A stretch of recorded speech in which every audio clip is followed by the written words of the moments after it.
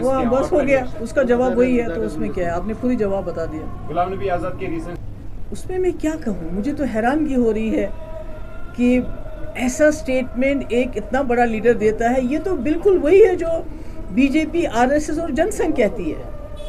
वो क्या कहते हैं, वो कहते हैं तमाम जो हिंदुस्तान के मुसलमान हैं वो एक वक्त में हिंदू रहे हैं, अब इनकी घर वापसी होनी ही चाहिए, और उसी के नाम पे मुसलमानों को लिंच करते हैं। मुसलमान कहीं नमाज नहीं पढ़ सकते, आपने देखा, मुसलमानों के घर तोड़े जा रहे हैं, मुसलमानों की दुकानें जलाई जा रही है, मुसलमानों को खुली तरह से धमकी दी जा रही है कि इनका जेनोसाइड होना चाहिए, मुसलमानों को गोली मारी जा रही। ये जो आज मुल्क में मुसलमानों के साथ हो रहा है, ये तो आरएसएस, जनसंघ और बीजेपी की वही सोच है कि जितने भी मुसलमान हैं उनको घर वापसी करनी चाहिए। और आज़ाद साहब ने बिल्कुल यही बात कही है। मुझे तो ताज्जुब है, कल भी आपने देखा होगा कि यूपी में एक लड़के, जिससे एक हिंदू लड़की और मुसलमान लड़के ने शादी की, उसके दोनों माँ बाप को लिंच कर दिया गया, मार दिया गया। तो दिस इज़ वेरी अनफॉर्चुनेट, बड़ी बदकिस्मती की बात है। इतने बड़े कदावर लीडर बीजेपी, आरएसएस और जनसंघ की उस सोच की वो तायीद कर रहे हैं, जिस सोच की वजह से आज पूरे मुल्क के अंदर मुसलमानों की जान जोखम में पड़ गई है, जान के लाले पड़ गए हैं। मुसलमानों को ट्रेन में कत्ल किया जाता है, मुसलमानों को लिंच किया जाता है, मुसलमानों को, और ये सब गवर्नमेंट जो बीजेपी की सरकारें हैं उनकी पैटर्नाइज में हो रहा है। आज तक तो कभी नहीं सुना है कि सरकारें मकान गिराते हैं, सरकारें मकान बनाती हैं लोगों के, ये तो मुसलमानों के मकान गिरा रही है। तो ये सोच कहाँ से आई? ये तो आरएसएस की सोच है, जिसका बदकिस्मती से आज़ाद साहब ने सपोर्ट किया है। इसका मतलब ये होगा कि इससे ये जो ताकतें हैं, जो मुसलमानों की घर वापसी की बात करते हैं, मुसलमानों के हिंदू होने की बात करते हैं, आप उनको एनकरेज कर रहे हैं कि वो और ज़्यादा मुसलमानों पे जुल्म करे। इससे बड़ी बदकिस्मती की और कोई बात नहीं हो सकती। देखिए, it's not just today that Rahul Gandhi is talking about it. It has been last many years since the Chinese army has come into the Ladakh territory, और कोई 1000 स्क्वायर किलोमीटर से ज़्यादा ज़मीन ली, जो ग्रेजिंग लैंड है, जो घास चराए है, जहाँ हमारे जो लेह के लोग थे अपने भेड़ बकरियाँ ले जाते थे चराने के लिए, अब वो लोग वहाँ नहीं जा सकते हैं। ये लेह के लोग कह रहे हैं, जिसको राहुल गांधी जो है उसको एक्सप्रेस कर रहे हैं। It's not about what Rahul Gandhi is saying. It's about what the people of Leh are talking. What the people of Leh are claiming that they can't take their animals any वापस धकेलने में नाकाम हो गए हैं। The first thing is that जो मिशाल मलिक है, I am not, मैं उसकी कोई वकील नहीं हूँ, वकालत नहीं कर रही हूँ। She is not terror convict like Sadhvi Pragya. Is she? No. Her husband Yasin Malik has been convicted. When a terror convict like Sadhvi Pragya goes around,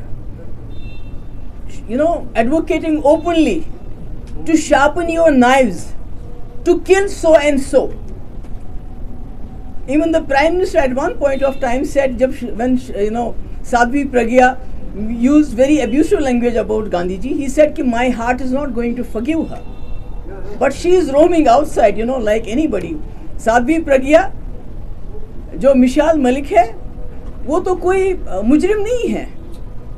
Sadhvi Pragya की तरह वो मुजरिम नहीं है। यासीन मलिक की तरह उसको किसी दहशतगर्द इल्ज़ाम में मुलजिम नहीं ठहराया गया है। और ये Pakistan, this is something internal matter of Pakistan. और I think the BJP government should learn a lesson from them, because Pakistan is trying to reward and honor those people who they think have been pleading their cause in J&K. What about the people like Sheikh Saab? Sheikh Sahab जैसे लोग जिन्होंने जम्मू कश्मीर, एक Muslim majority state को हिंदुस्तान के साथ मिलाया, अकेला महाराजा तो नहीं कर सकते थे ऐसा। What about that? What has BJP done to him?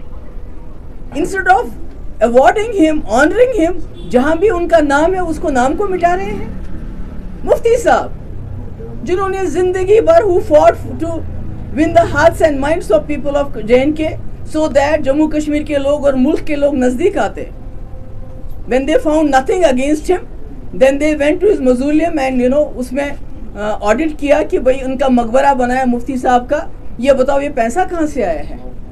So I think BJP needs to learn a lesson from Pakistani government. They are awarding, rewarding, honoring those people who they think have been pleading their case in J&K. Contrary to that, BJP is dishonoring, disrespecting the very same people, the very same Sheikh Sahab who was in the forefront of accession of Jammu and Kashmir to the rest of the country. Mufti Sahab who fought for the idea of India throughout his life. So तो ये तो मुझे लगता है कि इससे बड़ी तो शर्मनाक बात नहीं हो सकती है. Shame on BJP for doing what they have done to Sheikh Sahab ने. वो है फहद शाह जिसको बेचारे को 2 साल हो जाएंगे अब जेल में, उसकी या कश्मीर वाला की बात नहीं है.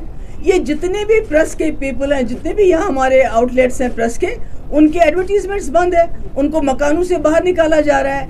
यहाँ सिर्फ एक जो मीडिया एडवाइजर है गवर्नर साहब का, who is a private person, उसकी क्या अथॉरिटी है.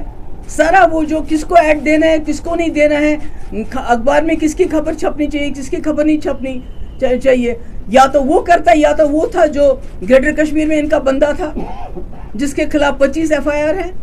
तो ये तो बड़ी बड़ी कॉन्स्टिट्यूशन की बात कर रहे हैं कि हम जी कॉन्स्टिट्यूशन के मुताबिक चलते हैं. इन्होंने तो कॉन्स्टिट्यूशन का बेड़ा कर रखा है. यहाँ तो कोई कानून नहीं चलता है. यहाँ जितने भी अखबार वाले हैं जो सच्ची बात कहना चाहते हैं उनके एडवर्टीजमेंट्स बंद है, उनको मकानों से खदेड़ा जा रहा है.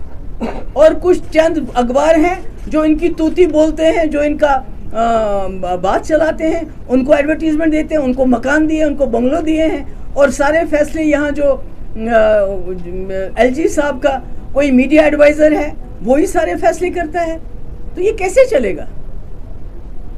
This is not done.